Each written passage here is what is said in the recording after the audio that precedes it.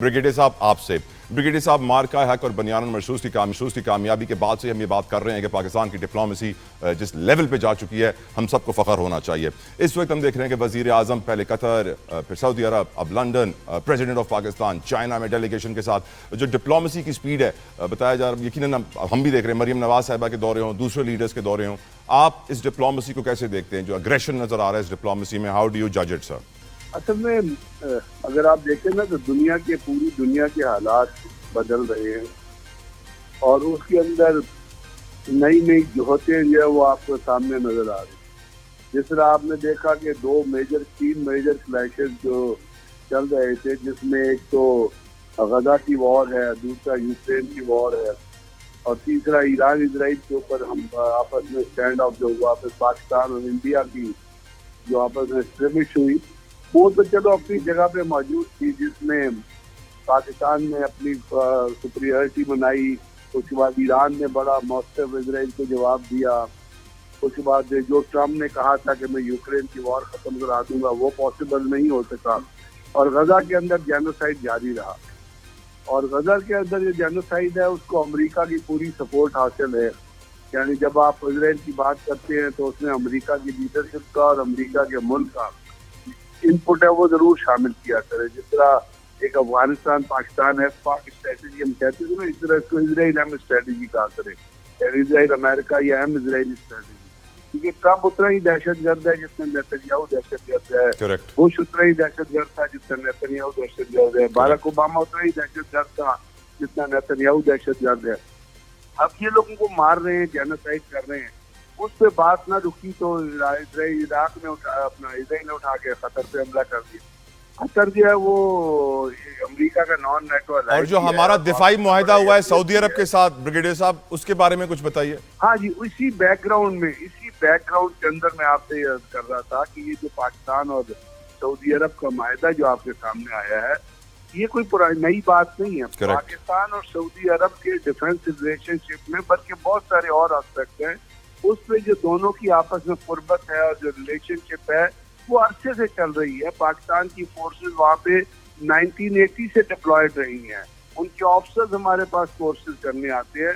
हाँ, इस वक्त फर्क ये हुआ है कि जो मैंने आपको बैकग्राउंड हालात का बयान किया, जिसकी वजह से चीज आपको इस वक्त सामने नजर आ रही है कि हमारे अपने जो जीसीसी कंट्रीज हैं वो अमेरिका पे एतबार नहीं करते। अमेरिका धोखा दे रहा है, उनको भी दे रहा है, पूरी दुनिया को भी दे रहा है। तो अब ये जो डॉक्यूमेंटेड रिलेशनशिप है, इसके अंदर अगर आप क्लॉजेज उठा के पढ़ें तो उसके अंदर सबसे इम्पोर्टेंट चीज जो कही गई है वो ये है कि पाकिस्तान और सऊदी अरब एक ऐसे माहिदे में जुड़े होंगे जिसमें दोनों से किसी एक पे हमला जो है, दोनों रियासतों पे हमला तस्वुर किया जाएगा। अब इसका मतलब है कि जो पाकिस्तान सऊदी अरब की डिफेंस कोऑपरेशन है वो आने वाले दिनों में और बढ़ती जा रही है। तो एक तो ये है कि ये कुछ कंपल्शन है इस वक्त मिडल ईस्टर्न कंट्रीज की कि वो अपने पाँव पे नहीं खड़े हो सक रहे इतनी बड़ी दौलत का अंबार रखने के बावजूद। तो एक ऐसी जैसे दुनिया में अभी आपने देखा और भी अलायंसेस बेतहाशा बन रही हैं और उसके तनाजुर में जो पाकिस्तान और सऊदी अरब की जो आपस में एक रिलेशनशिप साइन हुई है, ये बहुत मीनिंगफुल है और बड़े इसका टाइम ब्रैकेट जो है वो बड़े। सर हम आपसे मैं एग्री करता हूं, ब्रिगेडियर साहब जब वो जनरल राहील शरीफ साहब जब सऊदी अरब गए थे तो उस वक्त भी हम समझ रहे थे कि कॉपरेशन बढ़ जाएगी और बहुत मीनिंगफुल है। आज भी हम यही कह रहे हैं। Let me move forward sir with all due respect. Bukhari साहब आपकी तरफ आना चाहूंगा, आप इस अग्रेसिव डिप्लोमेसी को कैसे जज करते हैं, कैसे रेट करते हैं? सर बिस्मिल्लाह रहमान रहीम, बहुत शुक्रिया तला भाई आपका। देखें तला भाई, एग्रेसिव डिप्लोमेसी क्या होती है जी? मेरे सामने तो ये एक नई इस्लाह आपने रखी है। डिप्लोमेसी जो है ना वो हमेशा विजडम से होती है, याद रखिएगा मेरी बात। अगर दौरे करने से ही डिप्लोमेसी बहुत तरक्की कर रही होती तो पीडीएम की गवर्नमेंट के अंदर बिलावल भुट्टो साहब उस टाइम आपके फॉरेन मिनिस्टर थे और यही साहब जो अभी प्राइम मिनिस्टर है, ये प्राइम मिनिस्टर थे तो 80 से ज़्यादा दौरे किए थे उन्होंने। लेकिन अनफॉर्चुनेटली एक डॉलर जो 2022 का 10 अरब डॉलर का प्रोजेक्ट बताए गए थे सैलाब की सूरत में जो देने थे आपको यूरोपियन यूनियन ने या इंटरनेशनल वर्ल्ड ने, एक अरब डॉलर क्या $1 भी नहीं आया क्योंकि हमने प्लान ही नहीं दिए। सो आपको अपने गोल्स खुद सेट करने होते हैं। बहुत अच्छी बात है, सऊदी अरब हमारा इस्लामी भाई मुल्क है, हमारा वहाँ पर रूहानियत के अलावा हमारा वहाँ पर मजहबी बहुत ज़्यादा लगा हुआ है, हमारे साथ वो चलते हैं, मुश्किल टाइम में भी चलते हैं, हमें उधारा पेट्रोल फ्यूल्स भी देते हैं, सारी बातें अपनी जगह। एज अ पार्टी जो इसके ऊपर कमेंट्स आएंगे वो तो डेफिनेटली हमारी पार्टी सारा एग्रीमेंट जब तक पढ़ेगी नहीं कि क्या इसके अंदर चीज़ें उसके बाद ही उस पर कमेंट करेंगे। मैं तो उस पोजीशन में नहीं हूँ कि मैं without going through the total agreement उसके ऊपर हूँ। बट एनी हाउ एक अच्छी चीज़ है, अगर अपने मुल्कों के साथ, इस्लामी ब्रादरों के साथ हमारा अच्छे ताल्लुकात डेवलप होते हैं तो वो तो एक अच्छी चीज़ है, अच्छी बात है, इसमें तो कोई दूसरी राय नहीं है। लेकिन कोई इंटरनेशनल सिनेरियोज क्या है वो भी ज़रा देखें।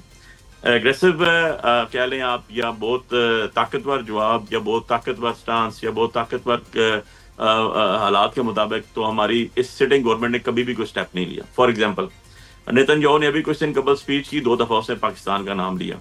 जवाब में हमारे प्राइम मिनिस्टर ने क्या कहा, जवाब में हमारे फॉरेन मिनिस्टर ने क्या कहा, जरा मुझे बताइएगा अगर इन्होंने कुछ कहा हो तो। उससे आगे चला जाता हूँ, जो अभी यूक्रेन वॉर हो रही है, यूक्रेन वॉर भी नए मरहले में दाखिल हो चुकी है। बिल्कुल यूक्रेन वॉर जो है वो अभी चल रही है, और मैं उस दिन उसका देख रहा था सारा उसका सिनेरियोस। तो जो बेसिकली जो डिस्प्यूटेड, या जो रशिया जो है, रूस जो है, उनका जो सिटीज या जिनको वो अपना लेना चाहते थे, ऑक्युपाई तो कर लिया उन्होंने ऑलमोस्ट 90%, तो वो सूबे रशिया के पास चले गए हैं। और आगे चले जाते हैं। अब आपका ईरान वॉर का भी देख लें, तो कहते हैं ना जी force should be used to put down force. तो बड़ी सीधी सी बात हुई कि जब इजराइल को वापस मार पड़ी तो उनको पता चला कि उनके लोगों ने कहा, हमने खुद देखा, हमने खुद इस चीज के ऊपर अपनी आप लोगों के वसातत से, मीडिया के वसातत से ये न्यूज आई कि जी ये जितना भी आपका जब ईरान का अटैक गया वापस थ्रू मिसाइल्स इजराइल के ऊपर, तो इजरायली लोग तड़पे, उन्होंने पता चला कि मार कैसे पड़ती है, और उन्होंने कहा कि हमने मुल्क लड़ने के लिए नहीं लिया हुआ था। सो ये सारी चीजें स्टेप बाय स्टेप चेंज हो रही हैं। लेकिन जो रिसेंट अटैक हुआ कतर के ऊपर, दैट इज वेरी अलार्मिंग। अब कतर के ऊपर जो अटैक हुआ, कतर के अंदर सबसे बड़ा, आप सबको पता है कि अमेरिकन बेस मौजूद है, और कतर सबसे बड़ा अलायंस भी है यूएस का, और इवन एंड अदरवाइज वहां पर अटैक हो जाता है, और उसके बाद रिटेलिएशन क्या हुई मुझे नहीं पता, आप लोगों को मुझसे बेहतर पता होगा, मैंने तो नहीं देखी एटलीस्ट अभी तक कोई। सर कतर को पता चला कि वो जो उसने महंगे गिफ्ट दिए थे, वो $400 मिलियन का जहाज, वो $1 ट्रिलियन के ट्रेड एग्रीमेंट्स, वो फेल हो गए, और जिसपे वो तकिया कर रहा था कि ये मेरा दिफा करेंगे। तला भाई ये चीज आपकी या मेरे ना कहने की है, ना हम इसको प्रोजेक्ट कर सकते हैं। जिस मुल्क के साथ होती है ना जी सर, ये तो कतर को देखना चाहिए। अगर कतर इज सेटिस्फाइड तो हम क्या कर सकते हैं। हमारी सॉवरेनिटी पे जब अटैक हुआ हमने वापस जवाब दिया, और उसमें भी मुझे फख्र है कि मेरे लीडर इमरान खान ने सबसे पहले जेल में कहा था कि यार सारे मोदी के खिलाफ, इंडिया के खिलाफ सारे लोग अपने फौज के साथ खड़े हो जाएं। आज तक नवाज शरीफ साहब की तो स्टेटमेंट ही कोई नहीं आई उसकी। बिल्कुल ठीक सर। और उसके अलावा एक चीज और मैं जरूर ऐड कर दूं, दोनों के हवाले से मुझे एक चीज याद आती है, वो ये याद आ रही है कि हमारा मुल्क पाकिस्तान इस टाइम बहुत ज्यादा क्राइसिस में है सैलाब की वजह से। आपकी गंदम बह गई, जो खाने वाल और आपके लगे हुए थे स्टॉक्स थे गवर्नमेंट के, वो बह गए। आपका गन्ना पानी जो है वो बर्दाश्त करता है, सबसे टफ वो एक फूड आइटम है। गन्ना भी खराब हो गया सब, क्योंकि पानी गन्ने से ऊपर निकल गया।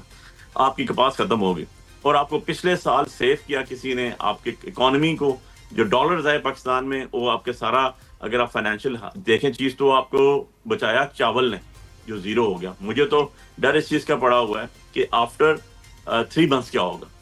मेरी नजर में सर ये अग्रेसिव डिप्लोमेसी की एक वजह यही है जो आप कह रहे हैं कि जो मुआशी बहरान आने वाला है। अभी मैं इस्लामाबाद में आपको बता दूं, इस्लामाबाद की बात बता रहा हूँ, किसी छोटे शहर की नहीं बता रहा हूँ। इस्लामाबाद के अंदर और बड़ी मार्केट्स, आप F7, अपारा, मेलोडी जहां चले जाएं वहां से चीनी लें, आपको 1 किलो चीनी सिर्फ मिलती है। इसके ऊपर चीनी आपके ट्रॉली में से निकाल लेते हैं।